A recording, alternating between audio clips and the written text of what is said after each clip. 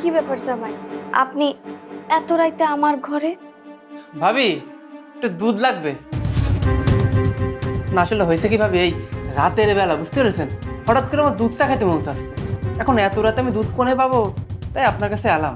একটু দুধ থাকলে দেন না ভাবি। দুধ লাগলে আপনি পাকের ঘরে যান, আপনি এখন আমার ঘরে আইছেন কেন? দেখেন অনেক রাত হয়ে গেছে, এই সময় আপনি যে আমার ঘরে আইছেন মুখটা জানলে কিন্তু ও বিষয়টা ভালো নজরে দেখবো না। ধুর ভাবি, আপনি দেখি খালি ভয় দেখান। দিলেন তো মনটা খারাপ করে।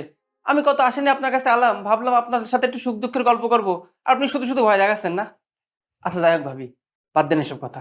এক কাম করেন ভাবি, চলেন আমি আর আপনি দুজন মিলে কোন জায়গাতে ঘুরে আসি গা। রাতের আন্ধারে কেউ আমাকে দেখবে না নে। চলেন। দরকার পড়লে আমি মন না কোমরও ভাঙতে জানি। ঘুরতে মন চাইলে নিজের বউরে নিয়ে ঘুরতে যান না। আমার লগে পিরিতের আলাপ কি? পিরিতের আলাপ করতে মন চাইলে বউয়ের লগেই করেন।